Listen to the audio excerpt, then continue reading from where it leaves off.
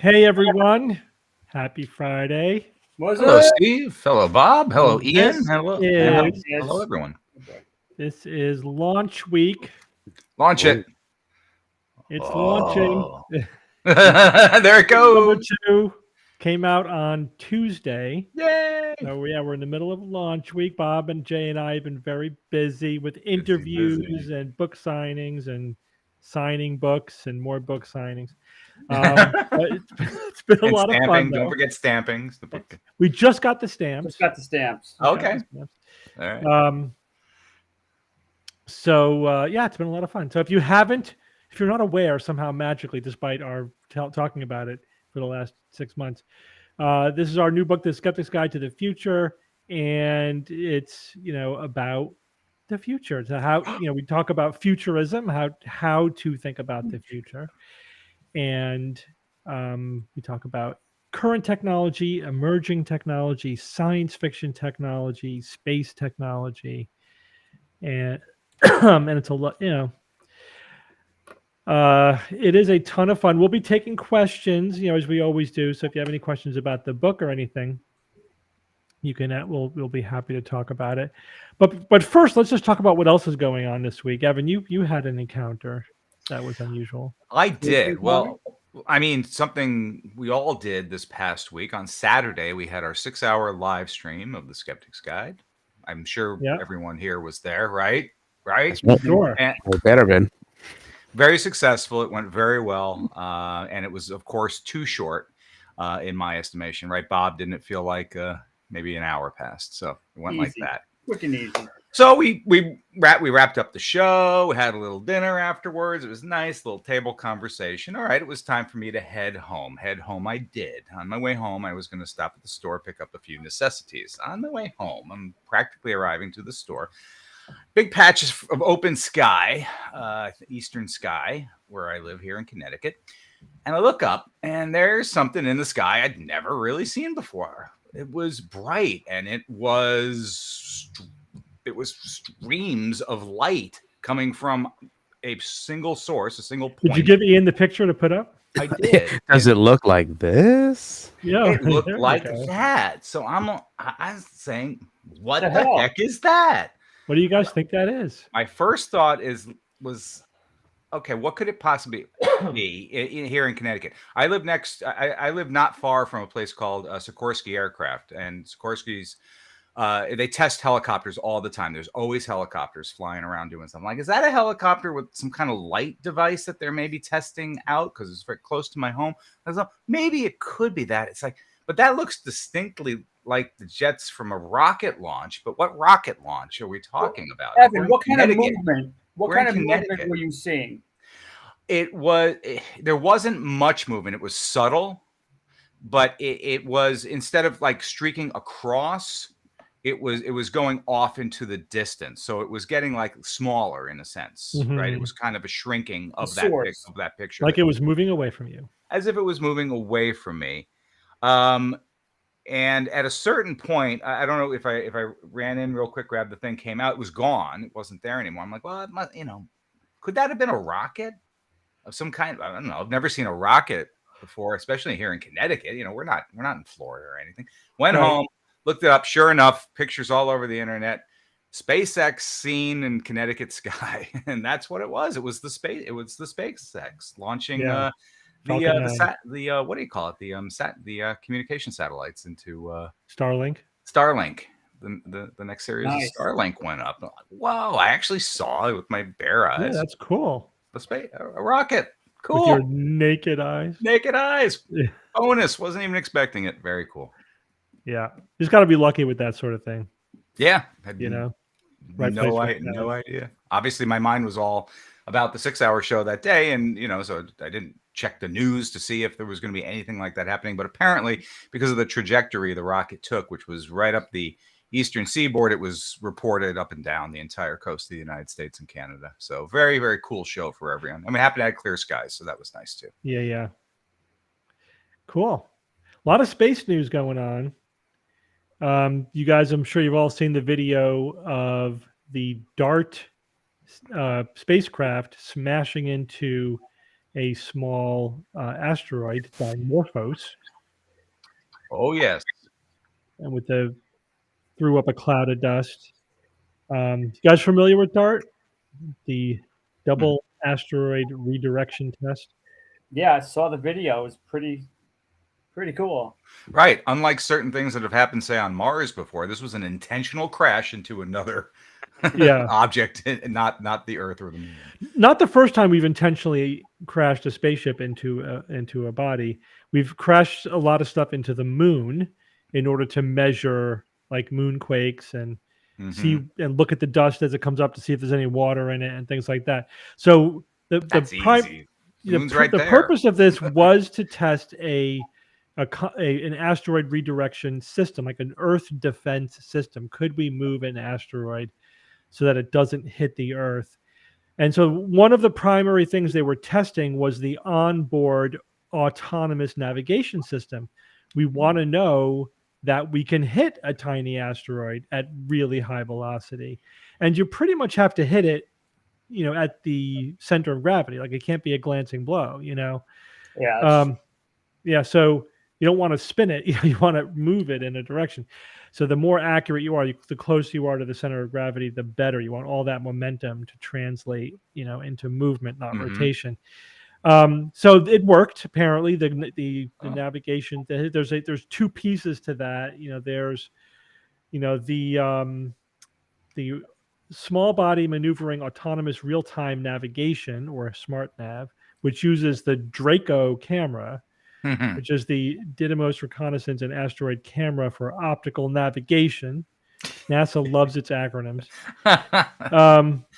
So they worked. They hit the asteroid. And then the other thing they were looking at was what would be tossed up, into space. Like what would the debris field look like? Now, what do you think they wanted to see?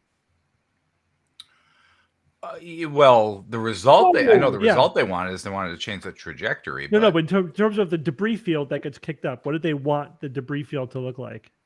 No, very little debris. Like a chunk instead of a solid than a conglomeration of a rubble pile. Incorrect. You're kind of on the right idea, but the way they wanted to look at, there's going to be debris, right? But they wanted the debris to be a fine powder and not chunks, right? You don't want chunks because that's just another chunk that's going to hit the Earth, right? So they were hoping to see just dust, just pulverized dust. And I haven't seen anything final yet, but I think that's pretty much what they saw. I thought there but- was no evidence of any dust. Maybe that was initially. You but could see the dust. You could see the dust got kicked up by it. Right? There was absolutely was dust. What they didn't want is chunks. They didn't want anything. They didn't want a debris field. They wanted just powder, pulverized dust, and that's it. Does that mean there was some kind of detonation that occurred No. other than the impact? Is just the impact will create yeah. the dust? It was a 15,000 miles an hour. I think is how fast it was going. So you have a solid piece of steel hitting something at like a bullet. Yeah, it's going to toss up dust. So yeah, so basically it looks like it was a complete success. We'll get the final, post-mortem at some point. But yeah, this would be the primary method, I think, of redirecting asteroids. Deflection. Wouldn't take a single hit. You'd probably have to send, depending on the size of the asteroid and how much we need to move it, which largely depends on how early in the process we know. Like if we get 5 years lead time, we might know you only need to nudge it. Or 20 But we years. still might need to hit it with 20, 30, 40 satellites to really move it out of the way, Steve, Now, Yeah. if they hitting it at center mass is one thing, but did they test hitting it at center mass at a specific angle relative to the Earth kind of thing? Because that was my would also question, be yeah. just as important, because you want to either slow it down or nudge it in one direction or nudge. So the I other. think looking at the change in trajectory is going to take more time, right? They have to, they have its baseline orbit, and now they have to see over time what its new orbit is. Did they actually change its orbit? I wonder, though, if the fact that this is the smaller moon of a larger asteroid, if that will impact that, because it's still bound to the gravity of a larger object. It's not a standalone object, but we'll see. I mean, I still haven't read like the full analysis of just the preliminary analysis, which is good. So, who knows, in 10 or 20 years, we might have an actual asteroid deflection system. We have an asteroid detection system. The NASA has one, the ESA has one, the UN has an international one, and really, they're sharing information. Rusty Swigart, if you recall, when we interviewed him, he spoke about that. He was, I think, consulting for that. So clever. Detecting them is step one, but then what if we detect one that's probably going to hit the Earth? What do we do, right? We got to have something that it doesn't have to be like on the launch pad ready to go, but it should be the kind of thing where within a couple of months, 2-3 months, we could be launching. It can't be 3 years, right? We can't. It's got to be something where they're at least in the warehouse, or at least mostly assembled. I don't know. I think it would seem to me that we would want a short turnaround time from detecting an asteroid, a planet killer, to actually launching stuff to change its trajectory. What's the current status of our detection capabilities? Are we pushing the limits right now, or is there more work to go? There's a lot of work to go. So we're just discovering more asteroids all the time, but I don't know what the latest estimate is, but there's still a lot. We know there's a lot out there that we haven't detected yet. We don't have anything close to a full registry of anything big enough that it would be a biosphere killer, but then we want to go. It's how many and how small, right? So we want to pick up all the big ones, and then we want to progressively pick up the smaller and smaller ones. It would be nice if we, had a registry of anything big enough to destroy a city. That would be nice. It doesn't necessarily have to be one that would destroy all life on Earth or be a mass extinction, but even something, you think about it, like something big enough that it would, if it hit, like in the Atlantic Ocean, it would cause a tsunami that would wipe out the eastern seaboard, right? We'd like to know about those too. Yeah. It's not going to destroy the world.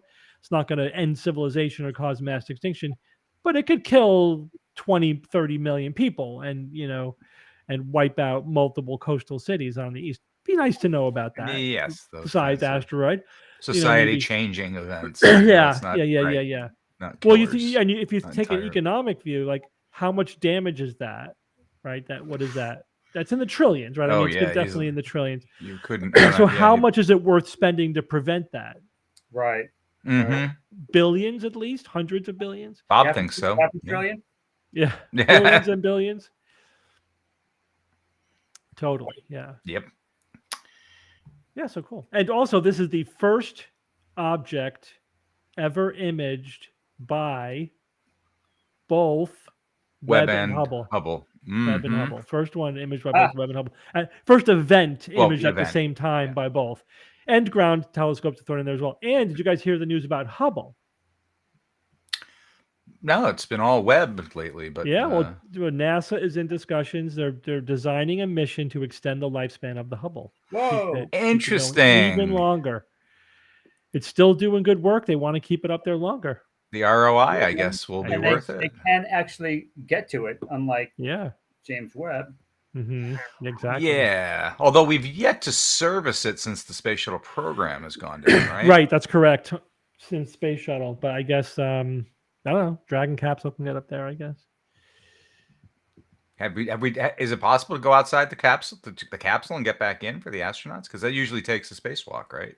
Yeah, Yeah. I guess so. I don't think they've done that yet, though. I'm not aware of a spacewalk off of Dragon.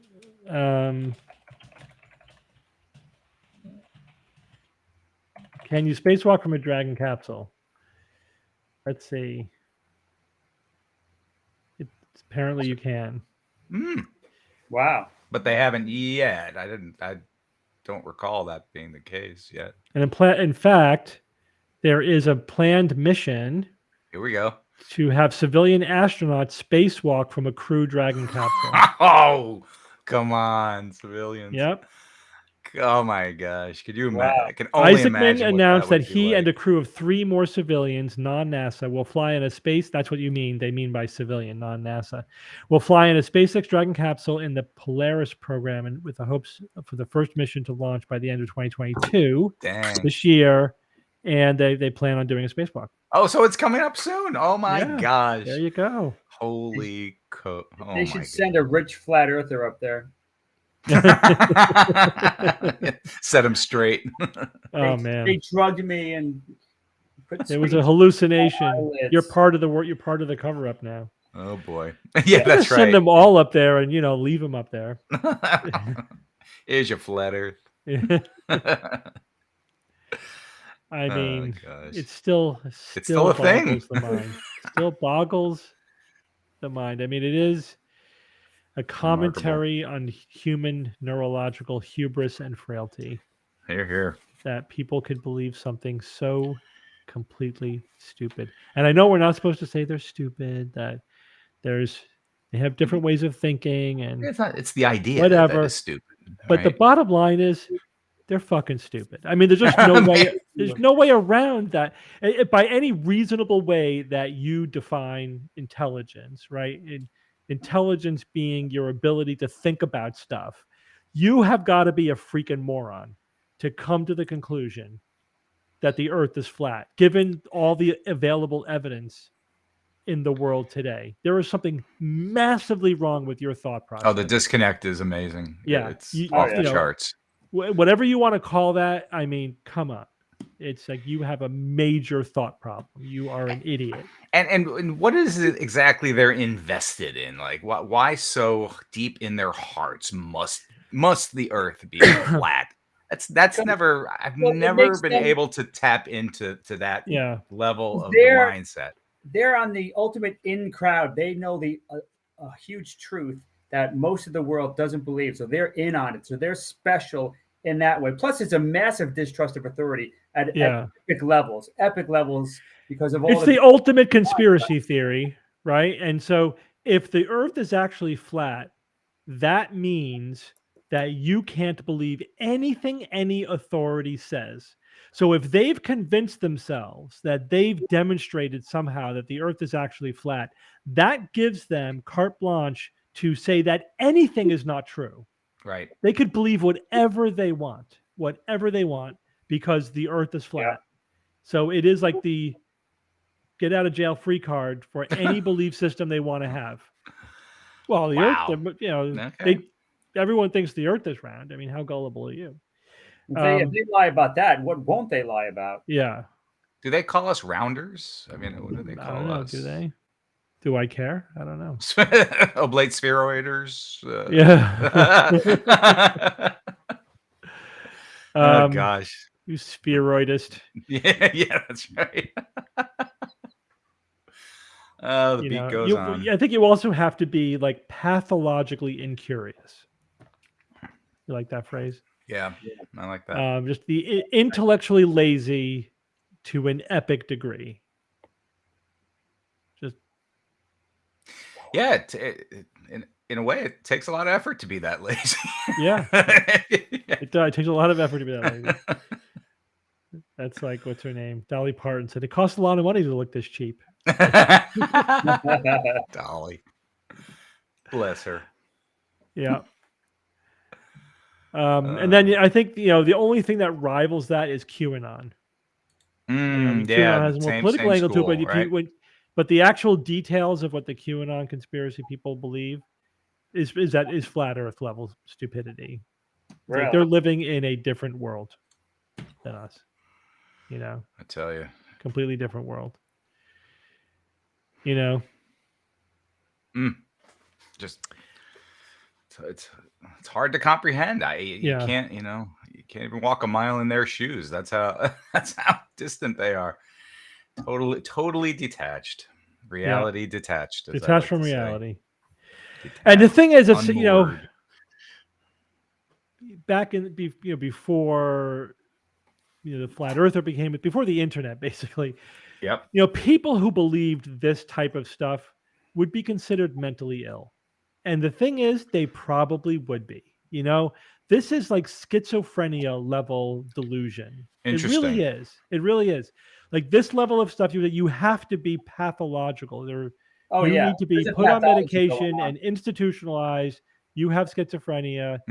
You're mentally ill, and that you would meet the diagnostic criteria for a mental illness if you believe this kind of stuff.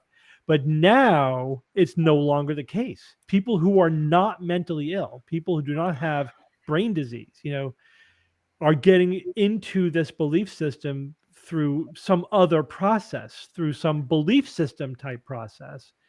But interestingly, like even, back in the 60s, 70s, 80s, whatever, the diagnostic criteria for schizophrenia, right, or for a delusional disorder, exempted religious beliefs, like explicitly had to exempt a religious belief, like saying if you believe these things, you're delusional, unless they're religious beliefs. Right. The exemption. Because if you picked up these beliefs as part of your cultural, belief system, your religious belief system, it doesn't predict that you're mentally ill in order to believe them. That's right. Right. A healthy brain can believe in magic if it's part of their culture and identity. Brain, where's brain? A healthy brain would not believe in that level of magic just on their own. You know what I mean? Just for shits and giggles, right? That's the idea. But now, so another way to look at that is that the flat earther and the QAnon thing is a religion. That's basically what we're saying.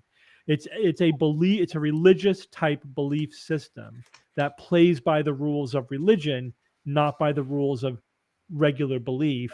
And therefore it doesn't buy you the diagnosis of schizophrenia.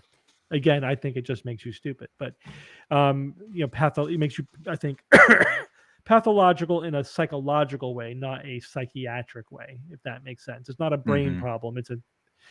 It's a behavior problem. It's you allowed yourself. It's like people can get sucked into a cult, which I think is also accurate. I think these are cults. A normal, healthy, psychologically healthy person who doesn't have brain disease like schizophrenia could get into a cult.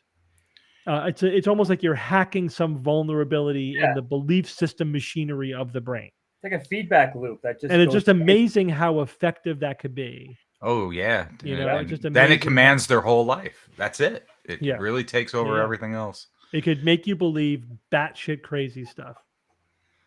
Right. Wow. And even if you're like average intelligence in other spheres, it makes you into an idiot in this realm. But I also think like, it's not. That's a good question. Like, how compartmentalized can it be? I think it can't be completely compartmentalized because it's too far reaching. If you believe that NASA could be hiding the fact that you could sail off the edge of the earth or whatever. I mean, it becomes so all encompassing, as you say. It is cult like. It's not just another belief system or even just another conspiracy theory. It's an all consuming cult. Oh yes. Yep. And we know these can have destructive consequences. Yeah, They just totally. History has shown this. It could be- Nazi Germany was largely cult Yeah. based for the most part. Sure. They believed in all kinds of insanity, right? Ice Mhm. world theory, among other things. Oh my gosh, Mhm. it's just off Hitler the was a chart. nut on this subject. That's right. That's By the way, people are asking about Jay. I remember It's that. Jay's Oh, mother-in-law's birthday. He's cooking dinner. He can't make it today. And Kara apparently is fine. Oh yeah, I got a text from Kara. Yeah. What did she say? Earlier. Let's see. I say, Kara, how are you faring? Hopefully your cell phone still works. She replies, I'm fine except for my horrible travel saga. So I don't know if it made it on the show or not. She was we spoke about on Saturday. She had plans to fly out.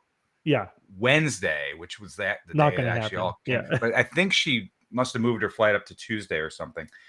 And she says, the worst travel ever? Yeah, might be. And I said, okay, but good. No hurricane for you. And she said, indeed. So she's okay. She got out. She got out. Got out before the hurricane hit. Good job. But if you want to see, which I think she tweeted all about how this was the worst flight experience of her life. And you can read about it on Twitter. I wonder why. Is it like just turbulent? Because everyone was trying to get out of Florida, probably. I'm assuming. Is this particular airline she had a problem with. And they delayed her, made her sit on the tarmac, deboarded the plane because some light in the compartment wasn't working right, so they scrubbed the whole flight. She had to read about it on Twitter. She'll tell you. She tells you all about it, but she's good. Someone in the text brought up Sandy Hook. I think that Sandy Hook, that Sandy Hook was faked is on that level. Because think about it. And I was reminded I was just thinking about this yesterday because of the, what's his name trial. The guy Alex Jones, the Alex Jones trial. He's still saying that he believes that was a hoax, right? I don't think he believes it, personally. But if to believe that was hoaxed, again, you have to be pathologically incurious. You have to be so intellectually lazy that you're functionally stupid. At least within topics like this, you may have areas that you could be a high functioning idiot, but you're an idiot. But because at least think about it for 2 freaking minutes, And I think like the best way to handle people who believe this, say, so how do you think that worked? What do you think actually happened? It's one thing to point to anomalies and said something happening. You think that they hired actors to be crisis actors. I didn't know that was a profession, by the way. There are people out there who are crisis actors. That's their profession. Or do you just mean actors to pretend like they were in a crisis? So they just found actors. Did these people have an acting career before they were hired to pretend to be the family members of children killed in Sandy Hook? And none of them have ever come forward and say, hey, I was hired to do this. Did they have to scrub their IMDb page, including from the Wayback Machine, from all? No one ever saw them in a commercial or in a play or whatever. And nobody in town said, wait a second, I don't recognize these parents. Did they have to pay off the whole town to pretend like they knew these people? And then it just gets bigger and bigger and bigger. And here we are 10 years later. It's 10 years later. So this was a lifetime job. These people are still pretending to be the parents of children who were killed in the shooting. They were hired for life. Like, how long are they going to keep up this role? Oh, yeah, we have apparently to, right? hired to play. No journalist was able to say, "Hey, these people have no footprint in Newtown prior to the day of the shooting." I mean, the more you think about it, the more absurd it becomes. Right, it's unsustainable. Well, like you said, it only takes 2 minutes of thought. Less than that, it takes 20 seconds before it implodes dramatically. Unless it was a super long game. Like, you got to marry this woman, you got to have a kid, and we're going to a generation leading up to the point to the moment. Whatever. That doesn't save it from being ridiculous. It's just a different kind of ridiculousness. It's a fun one. You know what I'm saying? It's just it's absurd to a depth that is like, again, you really need to find a therapist. There is something pathologically wrong with your thought process. You know? And there's just no excuse for it. There's no excuse. And your emotional base is questionable. At the in very my least opinion, as though, well. in my opinion, Alex Jones is not one of these people. He doesn't believe it. He thinks his listeners are that stupid, and he's right. Yes, he does it purely out of greed to sell his ancillary bullshit in between the conspiracy talks. Yeah, that's pretty much all it is. Let's hope he loses every nickel he's got. His profit from that show. Yeah. Yep, he is a carnival salesman at best. Yeah, he's a backwagon snake oil profession. Traveling salesperson at best. That's it. That's what he boils down to. Yeah. Sucker born every minute. That's his. And he admitted it. He all but admitted it. He did in his when trials. He said, "This is a character I play." He plays Alex Jones playing the character Alex Jones. Yep. Absolutely. Yep. Absolutely. Did I mention that our book launched this week? Ooh. You may not have heard about this. That's right. Well, at least not for the last 8 minutes. I know. Steve, what does it look like without the cover on? I like it too. It's got a nice yellow hardcover. Oh, I do like the yellow. Yellow pops. And apparently, it's very important that the spine looks good because that's what sticks out when it's on. That's what's on the show. Apparently, that's a good spine. We've been told. So you could go to theskepticsguide.org and then click on Our Books, and then click on Books. The Skeptic's Guide to the Future. Ian, under The Skeptic's Guide to the Future, it says pre-order now. It should say buy the book now. Right? Ian, are you with us? Sure, Ian's going to correct that right now in real time. That's right. But yeah, you can order the book. I was muted. There are you can go to the Skeptic's Guide to the Future.com. It's the direct site. But anyway, yeah, that's the direct site, the Skeptic's Guide to the Future.com. And you'll have all the direct links there. Wait, isn't it the Skeptic's Guide to the Future book.com? Yeah. That's where the Hatchet, right, is. Hachette group, yeah. Hachette, excuse me. The publishers. I call it Hatchet. That's the publishers, yeah. But if you want like all the links to the different languages when they become available, also like UK, Australia, all that stuff is on the. They have the videos of our interviews, like at ABC News, and we'll start putting all that kind of stuff. Yeah, put all that kind of stuff in there. And maybe I was also thinking with that, part of the reason why we've got that URL is for us to keep track of news items that are relevant to the book. Like since the book came out, this was published, and this is how this advances what we were talking about in the book. But we'll see how much energy we have. You'll do a follow-up book in 10 years. Skeptic's Guide to the Future, a retrospective. Absolutely, there's going to be a second edition at some point where we both see how we did and revise our predictions and extend it, whatever. I mean, it's kind of it's a no-brainer, to do probably that. Be a smaller book, but no, it's a second edition. It's the whole book, but revised, updated with all the and with extra. The sequel. The sequel, yeah. No, it's not a sequel. It's just a second edition. Yeah, but I'm talking about bonus chapters. The next book, bonus chapters. Same, just more of it, new stuff. Well, like. Yeah, we could also do a sequel, not in the second edition, but a sequel. Yeah, the paperback version of the original book has a bonus chapter. You can only. It could be. Well, our original book did. So same idea. Mm-hmm. Yeah.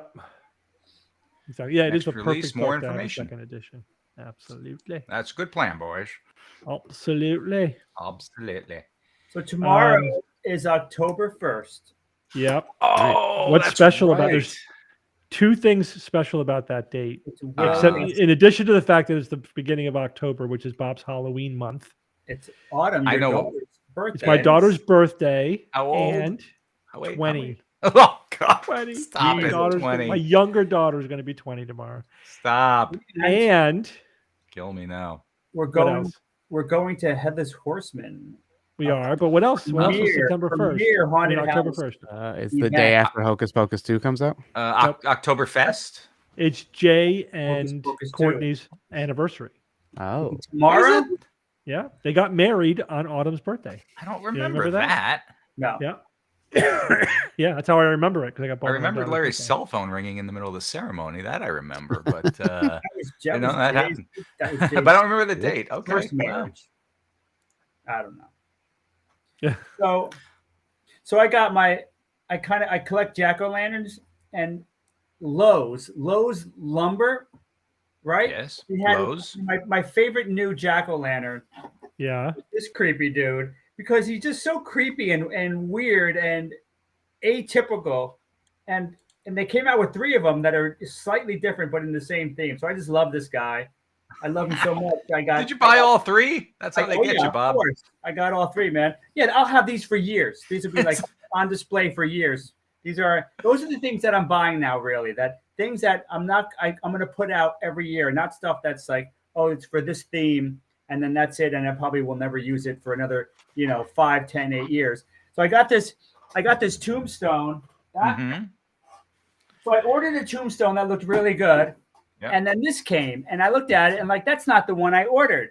But it was so awesome. I mean, it was so cool that I called them and I said, hey, you sent me the wrong tombstone, but I don't want to return it because it's really cool. I'm going to keep it, but send me the one that I ordered. So they're sending it. So this is just such a sweet, and it's like, it's not foam. It's like a dense plastic. So it's going to last a lot longer than. Did I see a speaker in the back of that device, Bob? Oh, nice.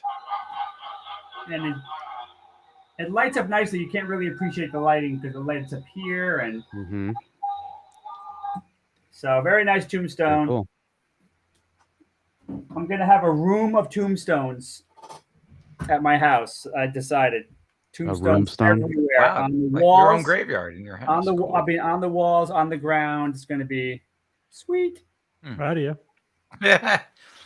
Whatever floats your boat, as long as it doesn't. Evan, do you want to do your quiz? Sure, we can do my quiz. In absence of a puzzle, what I've been doing is offering up this quiz. So, Which Game Versus my other podcast, a board game podcast, and once a week we get together online and we play at a board game online site, which are very popular nowadays, especially since COVID. It was a really great solution for those days in which you had the board game itch, but you couldn't get together with your friends to play. So now there are websites that house all these games, and we get together once a week and we play. This past week's game was called My Shelfie, in which the object of the game was you were going to organize books onto your shelf in the most desirable pattern to score the most points. However, at the same time, we always play trivia with our live audience, and these are the trivia questions that I prepared for that audience and I'm going to share with you. So if you watched us at that show live, you have a distinct advantage. Yeah. I'm going to play this game with Bob and Steve and Ian. You can chime in as well. I'll listen for your answers. Woohoo. For those of you at home, you can play at home and keep your own score. Here's how it works. It's in the style of Jeopardy, the double Jeopardy round, which means there are going to be 4 categories with questions ranging from 200 to 1,000. So you'll say which category you want plus the number. I'll read the answer. You'll give it to me in the form of a question, and we'll see how it goes. The 4 categories this week are My, M-Y, Shelfie. I always use the name of the game as categories. Then the 3rd category is Books. And the 4th category is Anything Goes, which is always the random hodgepodge, miscellaneous categories. So, Ian. Oh, boy. Ian, I'm going to let you choose the very first answer. Go. Launch it. Books. For how much? 100? 200. 200 is our 2,468,000. Books for 200. Author of the Advanced Dungeons and Dragons Player's Handbook. Please. Who's Gary Gygax? Gygax. Who knows? I love it. Steve rang in yes with the correct answer. Bob right on his heels, and then Ian on that. Nerds. Steve, you are correct. So Speed is the name of this game. I'll take Books for 400. Author of Catcher in the Rye. Oh, shit. freaking what's his Salazar? name? Who's Salazar? No, It was so close, yeah, yeah. Bob. You're close. who is Salvador Dali. No. No, No. it's the recluse. It doesn't come out. He never came. Oh God, what is his name? Oh, who is Pierre Salinger? So, yeah, JD Not Salinger. Pierre Salinger. JD Salinger. JD Who's Salinger. JD Salinger. Ian, you got that right. didn't Yeah, you? I piggybacked off of Very Steve's, but good. yeah. Well done. Bob, you were close. You were on the right track with the name there. Yeah, yeah. All right, Ian, you control the board. Let's go for 600. Books for 600. An American society where books have been outlawed and Ooh. firemen burn. Who is any that are Fahrenheit found. 451? What is Fahrenheit 451? Very good, Ian. Yeah. You control, Ian. Who is? Sorry. Books for 800. All right, we're just going right through it. The medieval Everybody can book read that the no chat. one has yet been able to translate. Oh, I know that. Oh, we all What is- know it, but do you What know is the name? Bible? Very good. Bob, technically I don't know. correct, but not in the case of this game. No, it's some weird thing where it's like a. You know what I'm talking about. You can see it sort of. Yeah. What's the Book of the Dead? No, it's like The Necronomicon. Ex No, Mortis. that one is translated. I'm pretty sure. Yeah, I forget what they call that. What is it called? It is the Oh, Voynich that, manuscript. yeah, they said it in the chat. Voynich manuscript. What is the Voynich Yeah. manuscript? So everyone at home who got that, yep. I think we've talked about that on that the kind show of before. like writing things in code was very in vogue in medieval times. Apparently, there's also swords which have code on them The S that word? we have not been able to translate because Oh, they're cool. one-offs. Like somebody, Yeah, that's right. You need You need a frame of You need reference. the You need key, a Rosetta yeah. Stone or something Yeah. like that in order to be able to really figure these things out. But there's nothing like that for the The Voynich. manuscript. Voynich. All right, go ahead. Voynich, still a mystery. All right, you want to finish it out? Books for 1,000. Sure. Catchphrase from the television series Hawaii Five-0. Book him, Daniel. Um, Book him, Daniel. Right, Book 'em Bob, down. you got it. Little twist what on the is books booking category. down? Nice. That's nice. You knocked that one out. So the 3 categories left are My, Shelfie, and Anything Goes. Take it, Bob. Anything goes. 200. 90% of the world's rubber comes from this continent. What is South America? No, incorrect. What is Asia? Yes, Ian. Okay, You I know, guess. but yes, Oh, Asia. like- All right, Ian, you control. The next one. What is it? 400? Yep, the name for a Anything. 7-sided polygon. What is a What is a septagon? Yeah. Yeah, was it septagon or heptagon? Heptagon? Is heptagon the Hexagon? one that has the exact same lengths of sides? what is heptagon? I think it's heptagon. Or is it a hexagon? You tell me, Bob. Heptagon. It's Oh, heptagon. it's heptagon? Sorry, I don't know why my answer sheet didn't have the answer there. Usually I write them right down there, but heptagon. So Bob, you take it. I can give that to me. All right, awesome. All right, next one up. 600. Anything goes for 600. This video is credited with the most views on YouTube. It has over 11 billion views. Ian, you should get this one. Whoa. Oh, God. What What is is Cats Having Baby Fun? Shark?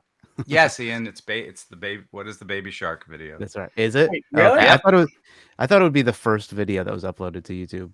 No, yeah, right. You'd The think baby so. shark? Baby Shark. Can you believe it? Do-do-do-do-do. 11.3 billion. They Not made chocolate so rain? much money. No, Not I was out by a long shot, but Panda 11 sneezing? be. billion? right? good. All the classics. All right, Ian, anything goes, right? You want it for 800? Sure, please. All right. The scientist who invented the color wheel. Oh, Who is Isaac Newton? Yes, Steve. Nice. wow. Bang. Well No, done, wow. Steve. You want the last one? Anything goes? 1,000? Yeah, 1,000. All right. Now, this is according to my research. This could be controversial because maybe I'm wrong. The only part of the human body that can't repair itself. What is the brain? What What is cartilage? is the spleen? No. what uh, is Let the me think. What is bone marrow? You're on the right track, Bob, What is- but not marrow. But think bone. A bone can repair What itself. What is cartilage? Sites. what are Teeth? teeth? Dentin, Teeth. yeah, What are enamel specifically? Teeth. Yeah, nobody okay. got that teeth. one. So yeah, that one I did see it at that's two different understandable. websites, so I It sounds therefore I reasonable. accepted it. Yeah, Yeah. that's fair. All right, guys, 2 more categories and we're done. Mai and Shelfie. Steve, you control the board. Broken What is? heart. I'll take Shelfie for 200. Okay. Books, knickknacks, and these things we play go great on shelves. What are skulls? What are instruments? No.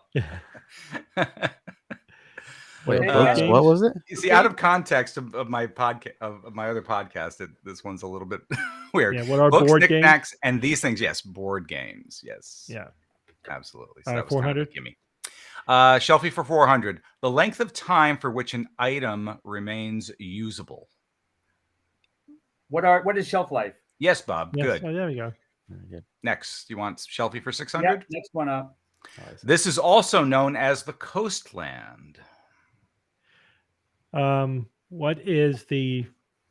Oh, I know the continental shelf. The continental shelf. Very good, yeah. Steve. Oh, Would you like Yeah. Shelfie for 800? Want me to 800. rip them down? Yeah.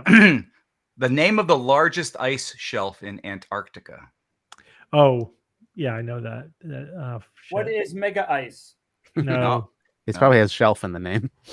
What is the ice shelf? it is. It is like I've it's heard this. I've heard this. I've read it. What the is You south know, end, the eastern shelf or the western shelf. Which No, one of it's those? not that generic. It actually has a proper I know there's a name. name. There's a proper Oh. name. I just can't think of it. It's Chat the knows it Ross already. Sea The Ice Shelf. Ross? Nice. Ross Sea Ice Wow, Shelf. There we go. interesting. Some guys got that. Very All right, good. we'll finish it up. Shelfie for 1,000.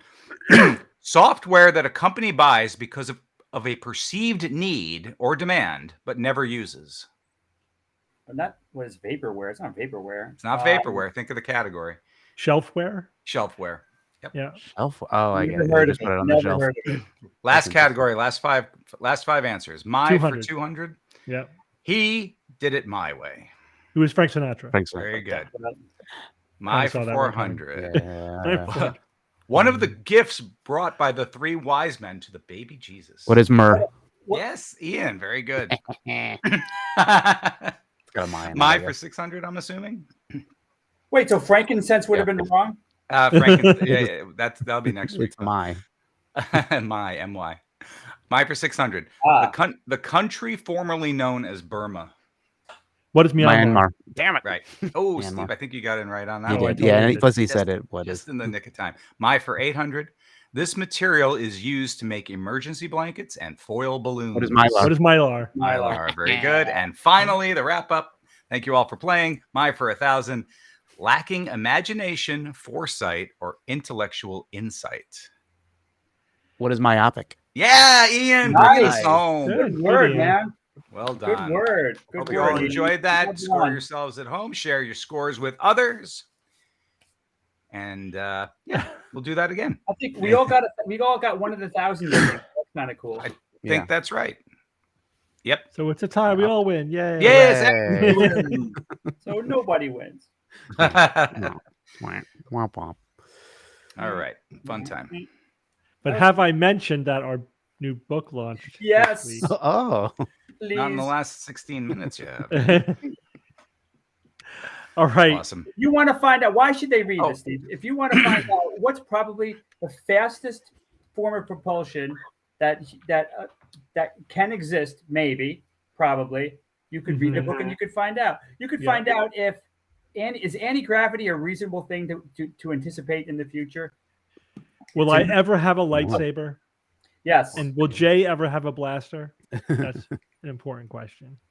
Or what's the probability that the Earth will be destroyed by a malevolent AI versus an out of control gray goo nano situation, or a genetic apocalypse, or some other technological apocalypse? What's the probability that that will happen? Or we all Or which do you become want? I'll take become the AI. zone dead in our virtual reality, and just the world collapses around us. Oh, Nice anything in the statement. book about like not It's a the good end of virtual like reality. life? Pick your apocalypse. Yeah, right. I'll take apocalypse for 1,000. AI for sure. You think that's the one we got to worry about, the AI? No, I think that's the one I choose. Oh, you choose to die by Yeah. AI? Yeah. I don't know. Just Pick your poison. living in a virtual world while civilization collapses, that's not bad. Well, I mean, wait, but what? I mean, I thought the implication was that we died from neglect. Eventually, but you get to live in your virtual world first. Yeah, you know, I think I'll still take the AI over that one. I don't know. Want to be a pet to an AI? I think we all Sure. agree, though, that the Grey Goose Absolutely. scenario is the worst one. My Grey pet's got Goo. a great life.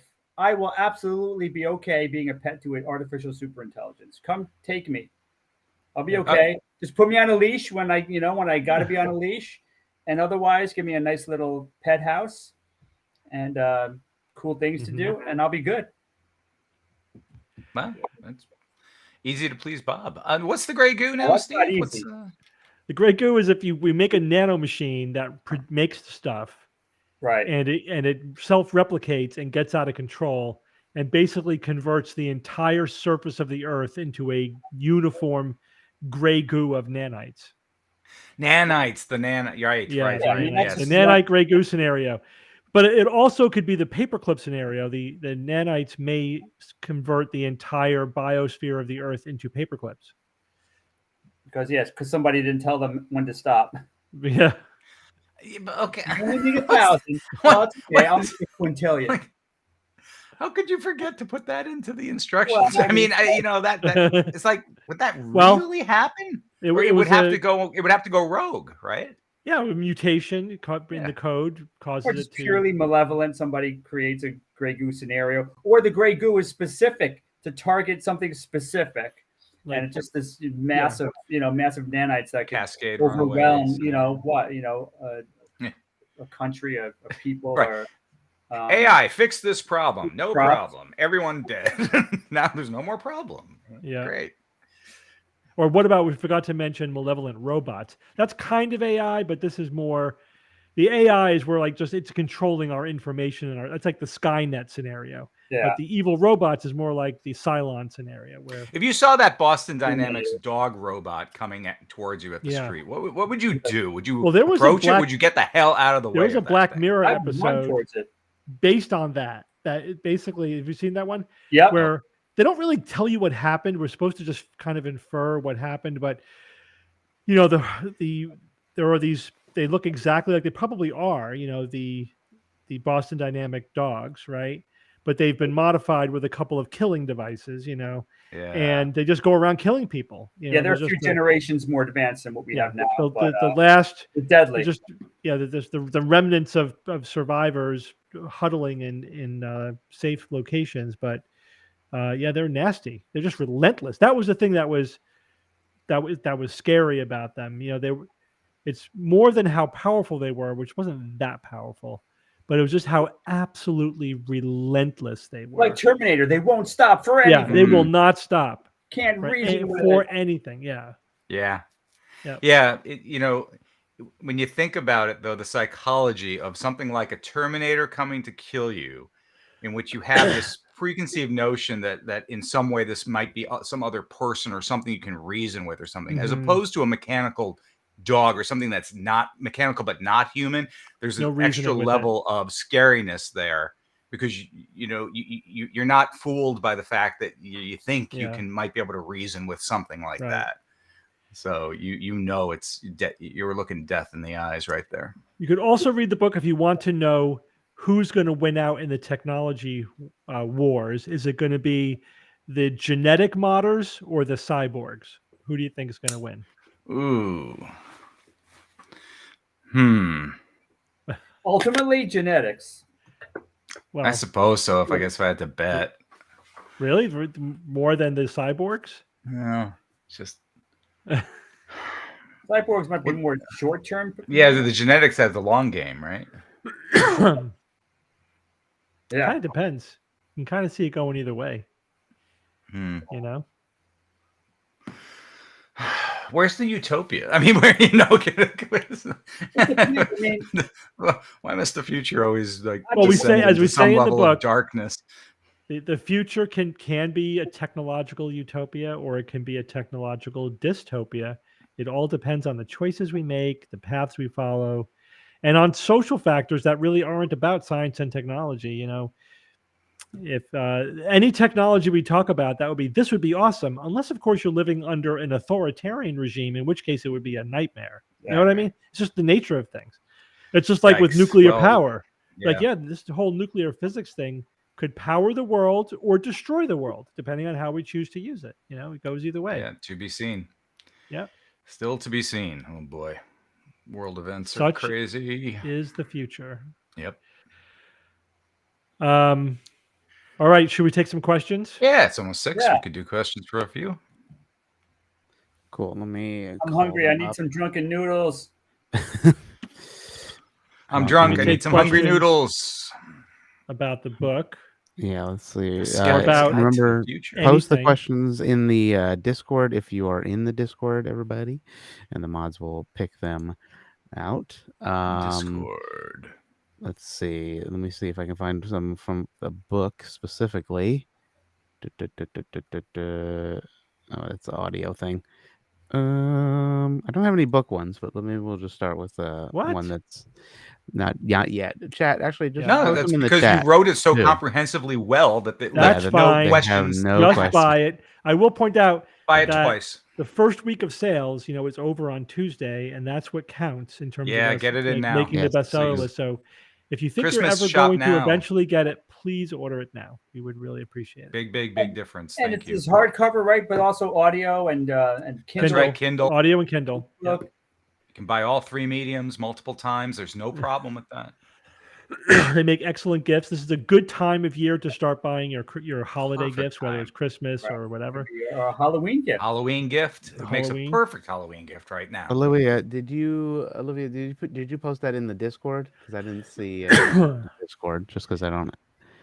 Also, didn't here's check something we're going to be announcing Okay. more generally, but we'll announce it first to people in the Friday live stream, is that we are really looking to expand our live events, and we're trying to break into the college circuit.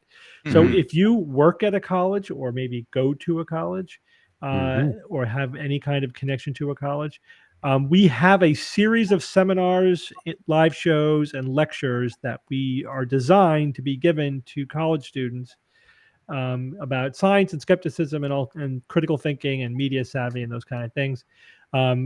So contact us and we'll talk about what we have to offer to for your college or university or corporation for that matter. We have a separate set of things that are designed for corporate audience.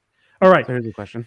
Tell us more about audiobook extra content. I got mine on Kindle. I'm keen on buying audiobook if it's extra cool stuff. Well, in fact, it is. So the audiobook, so first of all, you get to listen to me for a lot of hours. So there's that. That's bonus right there because I do the audiobook.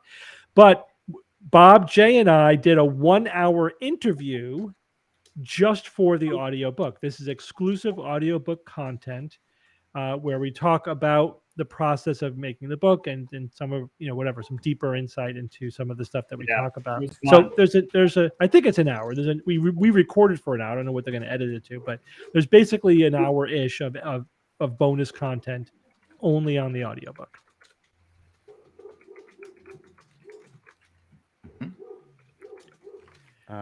Just looking through. Oh, question. Have you ever read Why We Get Fat? I mean, it's not book related specifically, but Tobbs. have Yeah. we ever read that? Yeah, Tobbs. This one. Yeah. So I fundamentally disagree with Tobbs. Gary Tobbs is a journalist. He's not a scientist. He's sort of made this his area of expertise where he looked into what's the shtick? research on dieting, right? And his shtick is that the low carb diet works, right? That it's somehow that calories in, calories out doesn't work. That's a flawed paradigm, and it's you have to eat few. You have to lower your carbs. So I disagree with his interpretation of the research because he's not a scientist, in my opinion. He does not know how to properly interpret the research. The big mistake that he makes is knowing how to properly resolve apparent conflicts between the clinical research and the basic science research. Now, because the clinical research shows that low carb diets don't work. And even if you think it should work because of rat research or insulin or whatever basic science thing you're trying to extrapolate to the clinical research. And he basically says, well, that's because they didn't study it long enough or they didn't do it properly, whatever. So he basically dismisses the clinical evidence. But that, I think that's just naive. I think that, when the clinical evidence conflicts with the basic science evidence, that's usually because the basic science evidence, it's hard to extrapolate from basic science to net clinical outcomes. And even if all the things in the basic science is true, they could all be true and it still is wrong clinically. You know what I mean? And also just for a bit of nuance, that, calories in, calories out absolutely 100% works. The real trick is to trick your body into not overeating calories. The problem is, it works in that if you do manage to consume fewer calories than you burn, you will lose weight. The problem is you can't do it just by deciding that you're going to do it. And so the real question is there anything about the macronutrient balance in your diet that helps you consume fewer calories? Right. And the answer appears to be yes in the short term and no in the long term. And I would argue that the long term is the only thing that matters. And so from that perspective, trying to game your body into losing weight by tricking it by eating a certain proportion of macronutrients does not work in the long term. So, I don't think there's a long-term advantage to it. You got to suck it up and go a little hungry. Well, but nobody can do that in the long term. When I say like 95% of people who try to do that fail. So it's not a great strategy. If you're essentially recommending something that has a 5% success rate, and also everything else has a 5% success rate, right? All recommendations have a 5% success rate. Right. So there's really no way, there's no advantage to any system with a couple of nuances, right? A couple of exceptions. The only things that really seem to peak up above the background is what helps is somehow estimating your calories. And that could be weighing yourself on a weekly basis, actually counting calories or whatever, doing something. So if you just try to wing it, that doesn't seem to work. Having a buddy, where there's some social pressure involved is helpful, and changing your lifestyle, change. It has to be a lifestyle change in order to have any kind of semi-permanent weight change. Yeah, don't call it a diet. Going on a diet doesn't work. No diet, like all diets work in the short term and all diets fail in the long term. That's basically the story. And Taubes is just wrong in how he interprets the evidence. Mm-hmm. And I've been following this for 20 years. A long time you've been dealing with the Taubes. Evidence has not changed. It's just the same stuff over and over again. So that's the shortest answer I could give to that question. Unfortunately, it's complicated, but it's and there's a lot of nuance there. That it's easy to misinterpret it and to make a superficially compelling case, for one diet over the other. But at the end of the day, it doesn't work. Next question: what topic in the book taught you the most? So, there's a few that come to mind immediately. I'll say one, Bob, and I'll let you say one. For me, it was rocket propulsion. Yeah, that's definitely one that, again, as space travel enthusiasts as we are, it's such a complicated question that we learned a ton about all the different options and the advantages and disadvantages of the long-term possibilities. Another one was the quantum computing chapter because we only sort of understood what that was, and now we still only sort of understand what it is, but on a slightly higher level. Yeah. So we definitely increased our knowledge of quantum computing a couple of notches. It's still a long way away from what the true experts, like how they think about it mathematically, et cetera. But I've wrapped my head around it definitely to a much greater degree after writing the book.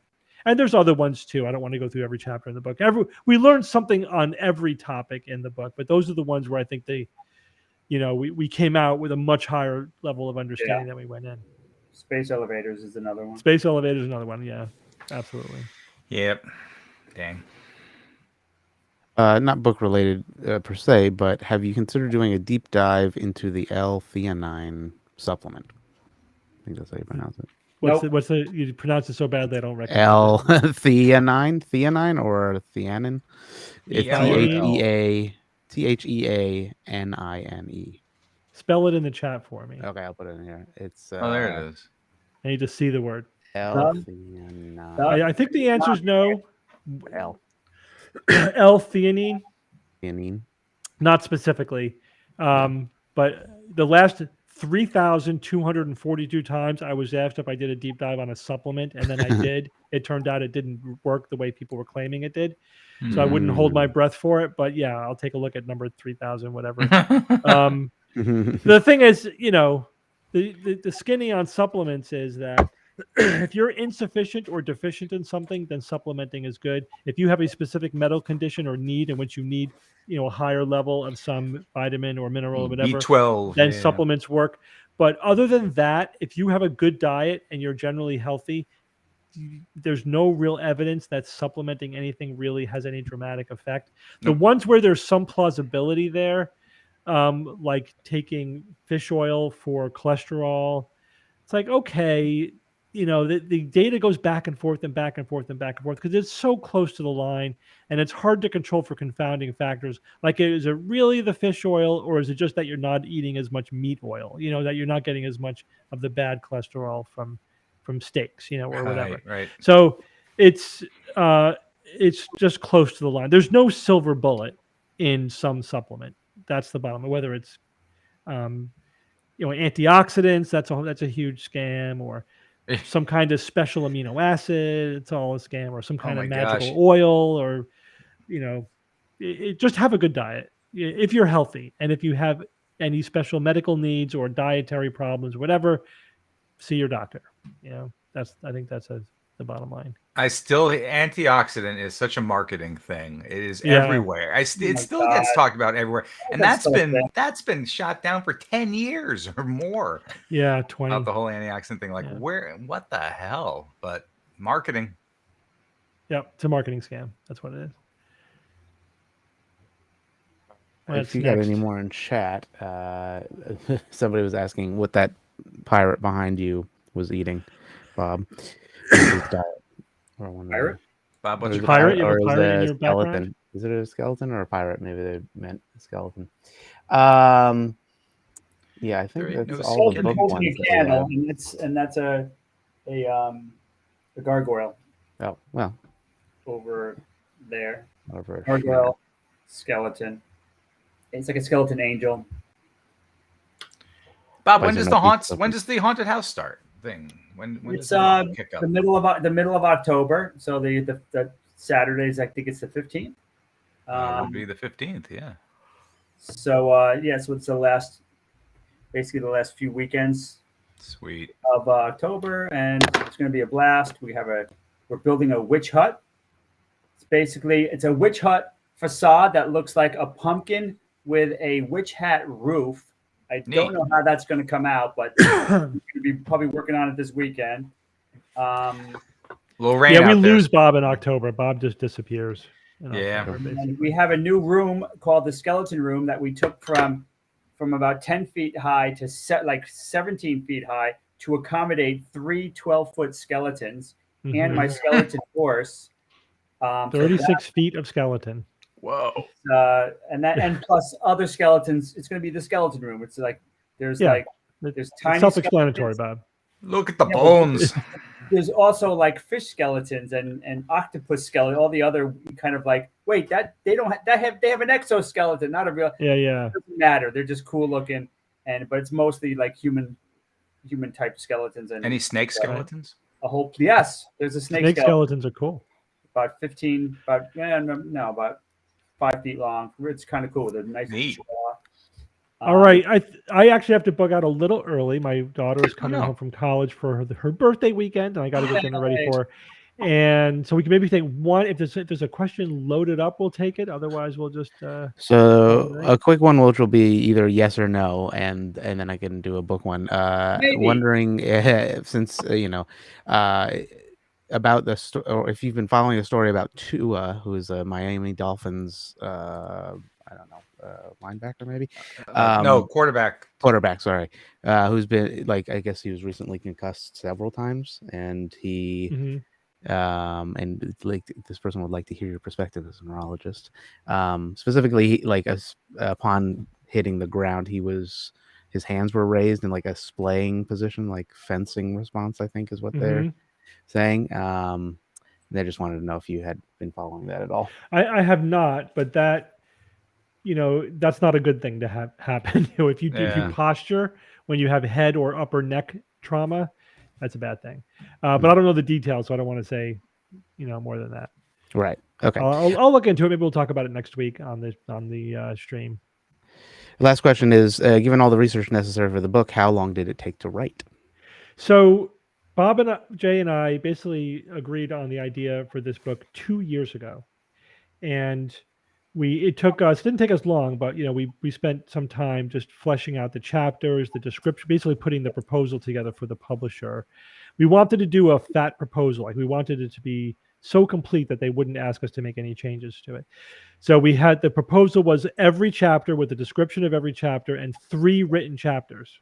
That was our proposal to the publisher, and they loved it, and we didn't have to change anything. So that was 2 years ago, and then writing started in earnest like in January of 2021 and was done by the end of September. So 9 months to do hard writing, like researching, writing. Yeah, like 9 months really to deliver busy. the baby. And then there was editing, multiple rounds of editing, rewrites from the editor. So then there was another 6 months of that. And then the process was ended in, I think, March of this year, when they were like, no more edits. So that's it. So basically a year and a half. The book cover was a lot of back and forth. There's other non-writing stuff that's involved as well, but I mean the actual content, the words in the book, year and a half from beginning to end. All right. I think that was the last one. All right. All right, guys. All right, Happy everyone. Friday. Thanks for joining us. Hocus Pocus 2 and the Munsters on TV, new stuff. Check the it Munsters. out. I'll definitely check that Oh out. yeah, that's Rob right. Zombie. That was a Rob Zombie thing, right? It's in color. He couldn't get it in black and white. He had to make it in color. Yeah. Isn't Rob Zombie your neighbor, Bob? Doesn't he live up by you? He's right over here. I got a zombie right there. All right. Good night, everyone. Night, everybody. Fare thee well. Thanks, Ian. Appreciate Bye-bye. Thank it. you, Ian. Always.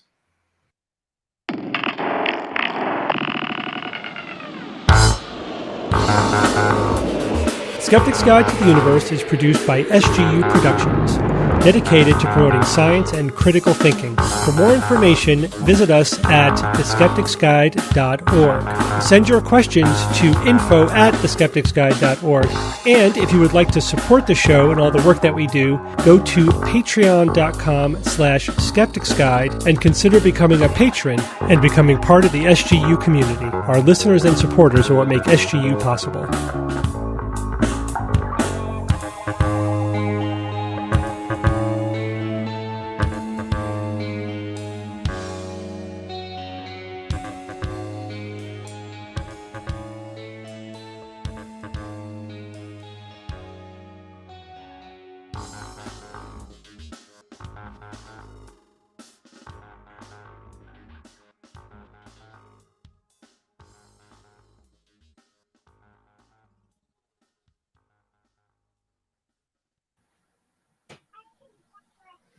Damn Candy Crush. Oh, we're back. That count as a board game because you're bored. No, it's anything but a board game, right? That's right. True. Oh, welcome to the post-extreme show. Looks like I'm your host. Elimination challenge. Yeah. No Jay this week. Jay, we miss you. However, in your spirit, we are continuing to do this. Myself and Ian, we will keep this tradition going, at least until we're found out. And then Steve says, "Don't do that anymore." Never. Well, I don't again. even think he would say Never that. again. He'd be like, whatever. Yeah. As far as I know, the secret is still intact. I've gotten no feedback from anyone. Ian, have you heard anything? Anyone? No. No, I think we're in the clear. No? Oh, good. It's after dark. Ooh. All right. So I'm getting a lot of questions about the hat. Uh-huh. So if you explain the hat, the pith helmet. So when we came up with our, we started Which Game First, our board game podcast back in 2018. And we were coming up with, how are we going to couch it? What theme sort of are we going to have? And we ultimately settled on the fact that we are game explorers, and that is what we do on our podcast. Is each episode we review 3 games, and sometimes they're future, present, and past. And what I mean by future is that sometimes we get sent games that aren't out; they're not published yet. They're Kickstarters. We're being loaned copies of demo versions of games and things like that. So we settled on game explorers, which is something we like. So the pith helmet. So we have our logo, or our mascot, as it were, is a 6-sided die wearing the pith helmet. Simple, something that was simple, easy to print on, and deal with from a marketing perspective. What some people don't know is that it wasn't our first. Well, we went through a bunch of ideas as far as what our shtick was going to be. We liked game explorers, but one of our shticks actually was going to be, because it fit in more with the title of the show, Which Game First, is obviously an offshoot of the phrase which came first, the chicken or the egg. So at a certain point we were thinking, well, what if we did farming? Oh. We're like game farmers, overalls with the straw hat and the Farmer Simulator. Yeah. So right. So we were goofing around with that for a while, and that's kind of become a running joke of ours, is that we would all speak with Southern drawls and be farmers, and which game first, and all that stuff, right? Because again, it's a playoff of which came first. But so that's the story behind the pith helmet, because we are in fact game explorers, and we would love for you to tune in on our live game nights, which is Monday evenings. Shameless promotion here. Monday evenings at 8:00 East Coast time, we play live a board game, and then and we eventually review it in an upcoming episode. We've got we've recorded 185 episodes of Which Game First, so we're not we for a long time we were doing an episode a week. We tailed off right around COVID. In that we got a little light on our production because we couldn't get together and actually play the games as often as we needed to. So we tried to supplement it with the online board gaming and stuff like that. But we're trying to get back to being a once a week podcast release. We're at least once every 2 weeks now, but we're trying to go back to our once a week schedule. Also, me and my team are going to be at PAX Unplugged, which is a large gaming conference, but it's unplugged. So it's obviously all board games. And that's coming up the first weekend of December 2nd through 4th in Philadelphia, Pennsylvania. We would love to be able to see anyone there in the Pennsylvania area who wants to come out. And we're going to be doing talks. We're going to be doing we're doing a couple of games that we're teaching to some people who. So we've been asked to do that by the organizers of PAX. Happy to do that. And then we also have some panels that we've submitted. We think they're going to select.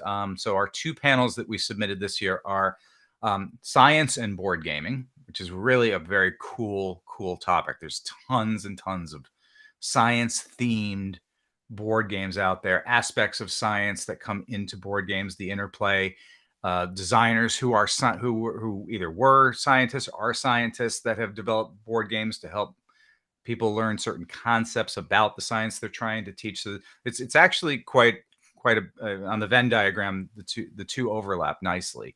So there's a lot to talk about there.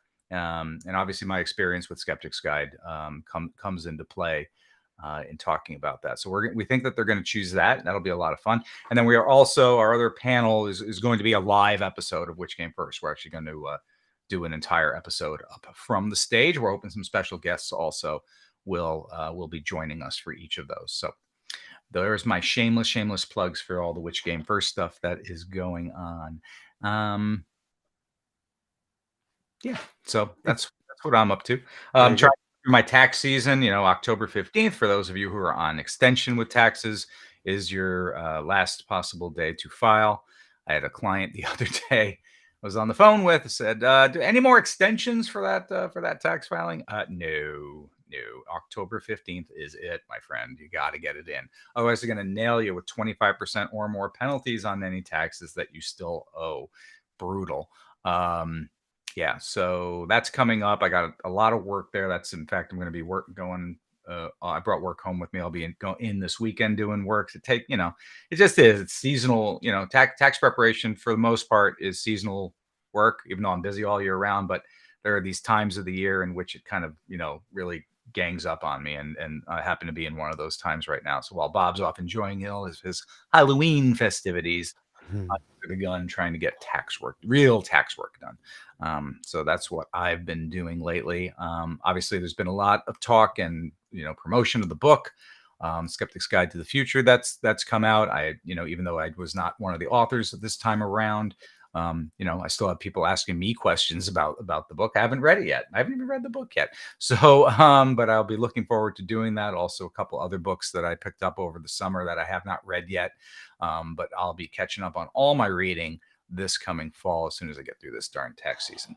Is there a question there? Have you heard of Credo?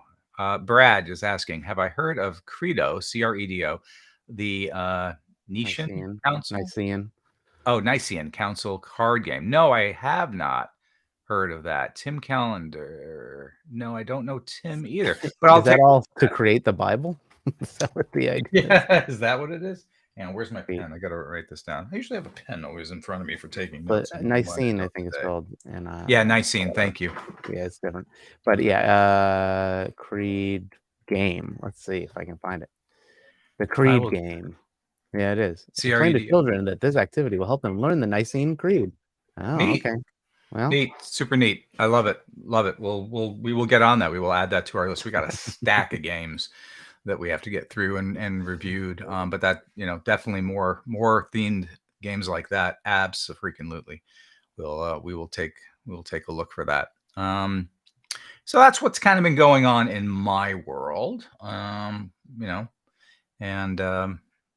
Regarding the book and everything. Obviously, the guys have been busy with that, doing the promos and everything. If you haven't watched it yet, Steve did a really nice interview out of ABC News in New York City. I think it went up on the social medias a couple days ago. So you're probably all maybe by now taking a look at that. Nice interview. He and I were talking about it a little bit before the show went on. It's softball-ish, but not too soft. At the same time, it's not the most hard-hitting interview Steve has ever had to deal with. And but it's good, but it was solid. It was nice. They gave a nice chunk of time. It wasn't too short. Like I've seen, Steve get edited down to 12 seconds in some cases, in some interviews. And I hate when that happens. True. He's totally deserving of more lengthy, talking and discussion. So that was nice to see. They gave him the nice uninterrupted time there, which was really great. Evan, how about the board game Founding Fathers about the Congressional Congress? That I have heard of. And yes, I'll get that on our list as well. Definitely something I'm interested in. Speaking of Founding Fathers, one of the books I picked up this summer is an older book, but a great book. Obviously, I'm looking forward to finally reading it. It's been many years since this book came out, and obviously the HBO series on John Adams was a great success. It's one of my favorite HBO series, and true to really got the history nicely locked in there for the time limits that they had. And I'm looking forward to reading up more about President Adams and his history. Doing any D&D these days? No, not Dungeons and Dragons for me. It's actually been years since I sat down at a D&D table. Has it been years? No. When did we play D&D? It's been a couple years. Yeah. So it's been about 2 years since I played D&D. What I'm finding is just lately my schedule has not been allowing me to participate in an ongoing sort of campaign that takes place every couple of weeks or even on a monthly basis. My schedule is such that it's hard for me to dedicate an entire what ultimately becomes really almost an entire day that you have to work around in order for everyone to get to the table on time, usually sitting for no fewer than 4, as many as 8 hours. It really eats up the entire day, and that's become more and more challenging for me lately. But for as much as I love Dungeons and Dragons and those kinds of role-playing tabletop games, it has not been something. My game time is going to the podcast. It really is. So those hours that I have are devoted to board gaming right now, because that's the product that I'm putting out. Yeah, fantastic book. Absolutely. Yeah, the HBO special was good too. Again, David McCullough's John Adams. Pick this up. Where did I get it? I got it. I found it. It's a used copy actually, but it's in great shape. I think I got it for like $5 or something. I said mine, definitely. So I will be definitely reading that. Can provide a link. That is one of my favorite periods of history. We'll get a link for that going. Yeah, for Founding Fathers, the board game as well. Let's see what else. I've been asked. We'll take a couple more, Ian, if you have another minute. What about City of Heroes? Am I still playing? So City of Heroes is a an online game, one of the MMORPGs. Is that what it is? The massive online player games that originally came out in like 2003. This was the game, okay, in which basically you create a character that's a superhero. It's think the Incredibles kind of thing. Everybody's a superhero running around with their own costume and superpowers and those kinds of things. So you're running around doing the missions on the city, and it goes on and on. And yes, we started playing City of Heroes in 2003 when it first came out. Perry was the one who I think discovered it and told us, "Hey guys, you got to play this game. Come on!" It became our Monday night get-together thing that I did with the novellas and Perry for a couple of years, for 2 years, really leading up to the time that we started Skeptic's Guide to the Universe podcast in 2005. We would get together on a weekly basis every Monday night and play City of Heroes. That was our go-to. And we did play other games also. In the meantime, we switched off. We played there was the massive online game of Dungeons and Dragons for a while. There was World of Warcraft that I think was that had come out around that time as well. So we ventured into those, but we kept going back to City of Heroes because we liked the interface. We liked a lot of things about that game, and it became kind of really our go-to game. It went away for a while. They discontinued it like in the 2010, 2012. They took it all down, but then it came back up online in a free share or freeware copy, or they kept all the code and everything and released it just for free. Anyone can play for free now. And that was a couple of years ago. No blowback from the original designers, original company. So they're allowing it to continue. And it was great to go back and play City of Heroes again.